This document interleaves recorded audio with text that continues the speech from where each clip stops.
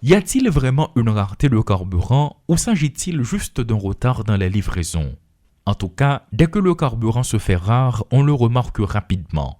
Depuis le week-end écoulé, les files d'attente s'allongent devant certaines stations de service de la place. À Bourdon, des automobilistes ou des motocyclistes, entre autres, font la queue pour faire le plein. Pourtant, le carburant diesel ou gasoline est disponible en grande quantité, nous confie un pompiste sous couvert de l'anonymat. À Pétionville, notamment entre les rues Métellus et Chavannes, s'approvisionner est loin d'être une partie de plaisir.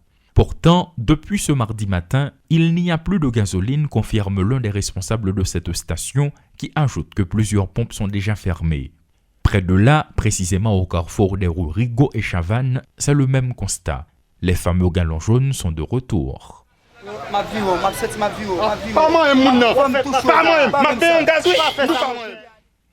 Nous sommes à présent à Delma 83.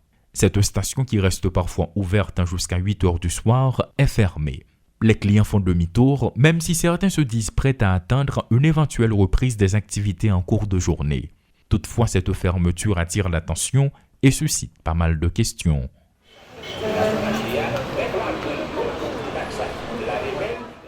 Dans le cadre de notre périple, toujours sur l'autoroute de Delma, le tableau s'affiche différemment. À Delma 48, un camion de livraison d'essence est remarqué. Quelques stations de service fonctionnent, même si la plupart conservent leur rideau de fer baissé. Pas d'activité, même les agents de sécurité brillent par leur absence. En somme, les observations en disent long et laissent libre cours à de nombreuses questions, notamment est-ce que les mouvements de protestation de samedi et de lundi n'ont pas empêché les livraisons qui devaient avoir lieu à Delma, Pétionville ou au centre-ville? Difficile de l'affirmer, cependant, jusqu'ici, les autorités se montrent rassurantes. Des milliers de barils sont disponibles et 2 bateaux sont arrivés au port vendredi, a précisé Ignace Saint-Fleur, directeur général du BMPAD. Notons que dans l'intervalle, certaines informations provenant d'une source sûre laissent entendre que la mise en place de la nouvelle structure des prix serait à l'origine de malentendus entre les distributeurs et le ministère de l'Économie et des Finances.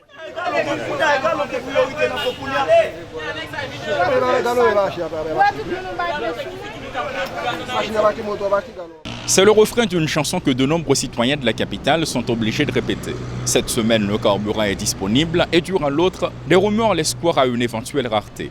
Et dès que les rumeurs circulent comme une fumée qui se propage dans l'air, le constat est évident. Colère, frustration, bousculade, c'est un véritable casse-tête pour pouvoir faire le plein dans les stations de service. Les autorités rassurent, la réalité les place au pied du mur et à coup sûr, des citoyens qui réclament l'anonymat affirment qu'ils ne sont pas aussi sûrs, du moins, n'être sûrs de rien. Claude Désir et Rudolphe Pierre-Louis, Portée des Métropoles.